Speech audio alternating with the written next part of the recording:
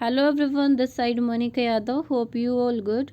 Today I am going to teach exercise 9. 9 का आज हम इंट्रोडक्शन पार्ट करेंगे। बस इंट्रोडक्शन पार्ट में मैं आपको सारा ही एक्सप्लेन कर दूंगी, तो आपको इजीली क्वेश्चन आंसर करने में बड़ा ही इजी हो जाएगा। ठीक है, तो एक्सरसाइज का नाम क्या है? Pair of angles. एंगल्स की कुछ पेयर्स दिए हुए हैं, हमें उनमें बताना है कि ये सप्लीमेंट्री है या कॉम्प्लीमेंट्री है, या फिर एक एंगल हमें दिया होगा, दूसरा हमें निकालना होगा, ये बताया होगा कि सप्लीमेंट्री एंगल है, इसका दूसरा जो है एंगल हमें बताओ कितना होगा। ठीक है, जैसे जैसे हम एक्सरसाइज करेंगे आपको इजीली समझ में आएगा। रिकॉल में देखो, रिकॉल में क्या है जो आपने 6th क्लास में पढ़ा था। सबसे पहले मैं 90 डिग्री का लेती हूँ। 90 डिग्री के एंगल को जो एग्जैक्ट 90 डिग्री का होता है, ना बिल्कुल अप होता है ना डाउन होता है, उसको बोलते हैं राइट एंगल। ठीक है, अब 90 डिग्री से लेस वाला जो होता है वो 85 भी हो सकता है, वो 5 डिग्री का भी हो सकता है। मतलब 90 डिग्री से लेस जितना होता है उसको बोला जाता है एक्यूट एंगल। अब बात करें 90 से अबो, 95 वो हो सकता है, 105 वो हो सकता है, कुछ 90 से अबो होता है और 180 से बिलो होता है, इनके बीच में होता है, उसको बोलते हैं ऑब्ट्यूज एंगल। अब जो एग्जैक्टली 180 डिग्री का एंगल होता है, एक तो जैसे यहाँ एग्जैक्टली 90 डिग्री का होता है उसको तो राइट एंगल बोलते हैं, और जो एग्जैक्टली 180 डिग्री का होता है उसको बोलते हैं स्ट्रेट एंगल। अब 180 डिग्री से लेकर 360 डिग्री के बीच में जो भी एंगल होता है उसको बोलते हैं reflex angle. Pairs of angle में फर्स्ट टाइप आता है कॉम्प्लीमेंट्री एंगल। कॉम्प्लीमेंट्री एंगल क्या होता है? और a pair of angle whose sum is 90। Pair होता है एंगल्स का, दो एंगल्स का जिनका सम 90 डिग्री होता है। यहाँ देखो एग्जाम्पल भी दिया हुआ है, यहाँ ये 60 डिग्री का है, दूसरा 30 डिग्री का है। 60 डिग्री और 30 डिग्री को हम ऐड करते हैं तो कितना आता है? 90 डिग्री। ऐसे ही एक क्वेश्चन मैं लिख देती हूँ, चलो 40 डिग्री का है और ये एक पहला, दूसरा हमें बताना है, और ये एक कॉम्प्लीमेंट्री एंगल है। तो हम कैसे निकालेंगे? हमें पता है कि दोनों एंगल्स का सम कितना होता है? 90 डिग्री होता है। तो 40 डिग्री में क्या ऐड करें जो 90 डिग्री का आएगा? वो हमारा 50 डिग्री का एंगल हो गया। ऐसे ही अगर मैं बोलूँ 20 डिग्री प्लस 70 डिग्री के दो एंगल हैं, क्या ये एक कॉम्प्लीमेंट्री एंगल है? अगर हम ऐड करते हैं तो 90 डिग्री आ रहा है, इसका मतलब ये एक कॉम्प्लीमेंट्री एंगल है। Supplementary angles, pairs of angle का सेकंड टाइप होता है सप्लीमेंट्री एंगल्स। सप्लीमेंट्री एंगल्स क्या होते हैं? Supplementary angles are a pairs of angle whose sum is 180 degree. दो जो एंगल्स का जोड़ा होता है जिनका सम कितना होता है, अगर उनको ऐड किया जाता है तो 180 डिग्री का होता है। एग्जाम्पल देखो यहाँ दिया हुआ है 60 डिग्री और 120 डिग्री, जब दोनों को ऐड किया जाता है तो 180 डिग्री आता है, इसीलिए ये क्या है? एक सप्लीमेंट्री एंगल है। ऐसे ही एक एग्जाम्पल लें, 140 डिग्री और 40 डिग्री के दो एंगल हैं, क्या ये एक सप्लीमेंट्री एंगल है? तो हम क्या करेंगे? इसको ऐड करके देखेंगे, ऐड करके देखेंगे तो 180 डिग्री आ रहा है, इट मीन्स ये एक सप्लीमेंट्री एंगल है। अच्छा, एक एंगल हमें दिया हुआ है 160 डिग्री का, और ये हमें बोला गया है ये एक सप्लीमेंट, इसका एक और एंगल है इसके साथ, और ये दोनों ही सप्लीमेंट्री एंगल है। हमें बताओ वो दूसरा एंगल क्या होगा? तो हम क्या करेंगे?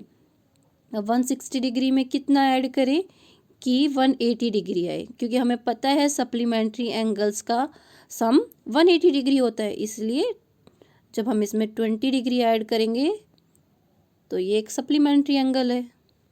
ऐसे हम पता कर सकते हैं सप्लीमेंट्री एंगल दूसरे वाला, अगर एक दे दिया जाए और दूसरा हमें फाइंड आउट करने के लिए बोला जाए। पेयर ऑफ एंगल का थर्ड टाइप क्या है? Adjacent angle. एडजेसेंट एंगल क्या होता है? An angle on opposite side of common arm.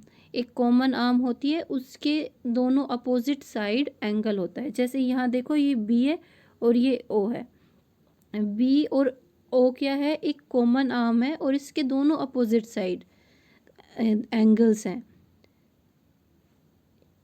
A O B एक एंगल ये है और दूसरा क्या है बी ओ सी, ये दोनों अपोजिट साइड है, इसीलिए एक क्या है ये एडजेसेंट एंगल है। ठीक है, इसके फीचर्स क्या है, एक कॉमन वर्टेक्स होती है। मैं आपको वर्टेक्स बताऊं तो वर्टेक्स क्या है, जो ये ओ है जहाँ पे दो लाइन मिलती है, जैसे ये एक पॉइंट है, यहाँ पे ये भी मिलता है, यहाँ पे ये भी मिलता है, यहाँ पे ये भी मिलता है, यहाँ पे ये भी, तो ये पॉइंट क्या है वर्टेक्स है। इसमें यही बोला गया है कि एक कॉमन वर्टेक्स होती है, जैसे कि इस एग्जाम्पल में ओ एक कॉमन वर्टेक्स है। दूसरा बताया हुआ है कि एक कॉमन आर्म होती है, कॉमन आर्म जिस पे दोनों ही एंगल्स हैं हमारे। अगर इसमें देखें तो बी ओ क्या है, एक कॉमन आर्म है, इसको यूज़ करके बी ओ सी बन रहा है और इसी को यूज़ करके ए ओ बी बन रहा है, इसीलिए यह एक कॉमन आर्म होती है। बट होता क्या नहीं, their interiors have no point in common, इनके इंटीरियर्स का कोई कॉमन पॉइंट नहीं होता, इंटीरियर्स की कोई ओवरलैपिंग नहीं हो रही होती। एक और एग्जांपल दिया हुआ है, देखो इससे और क्लियर हो गया। पी क्यू एस और पी क्यू आर ये एक एडजेसेंट वो पेयर नहीं है। क्यों नहीं है, देखो यहाँ वर्टेक्स एक ही है, वर्टेक्स क्या है हमारा क्यू है, वर्टेक्स भी है, एक कॉमन आर्म भी है। कॉमन आर्म क्या है, देखो P Q S P Q R क्या आ रहा है दोनों में कॉमन, पी क्यू एक कॉमन हमारी आर्म भी है। बट ये एक वर्टेक्स एंगल क्यों नहीं है, क्योंकि जो कॉमन आर्म के दोनों अपोजिट डायरेक्शन में हमारा एंगल होना चाहिए, तभी तो वो एक एडजेसेंट एंगल होगा, इसलिए ये एक एडजेसेंट एंगल नहीं है। और यहाँ इंटीरियर्स की ओवरलैपिंग हो रही है। अब आगे देखें लीनियर पेयर क्या होता है, ये डायग्राम दिया हुआ है, एक सेकेंड, डायग्राम में देखो, डायग्राम में ए ओ सी और बी ओ सी ये दोनों ही एडजेसेंट एंगल है। यहाँ पे कॉमन आर्म क्या है, दोनों में ओ सी आ रहा है, ओ सी ओ सी, तो कॉमन आर्म हमारे पास ओ सी होगी। ठीक है, अब इसमें आगे बताया है जो इनकी नॉन कॉमन आर्म है ना, नॉन कॉमन आर्म क्या है, यहाँ तो ए हो गई और इधर हो गई ओ बी, ये दोनों मिलकर एक स्ट्रेट लाइन बना रही है और एक स्ट्रेट लाइन का एंगल कितना होता है 180 डिग्री का। तो इस ऐसे केस में एडजेसेंट एंगल को लीनियर पेयर बोला जाता है। एक लीनियर पेयर में एंगल का सम कितना होता है 180 डिग्री होता है। ठीक है, आगे एक और बात करें, adjacent angle on one line, एक लाइन के ऊपर चाहे 3 हो चाहे 4 हो, कितने भी एडजेसेंट एंगल हो उनका सम कितना होता है 180 डिग्री होता है। अगर एक ही लाइन के ऊपर बने हुए हैं तो 180 डिग्री उनका सम होगा, यही बात यहाँ पे बताई गई है। लास्ट पॉइंट हमारा क्या रह गया, वर्टिकल अपोजिट एंगल्स।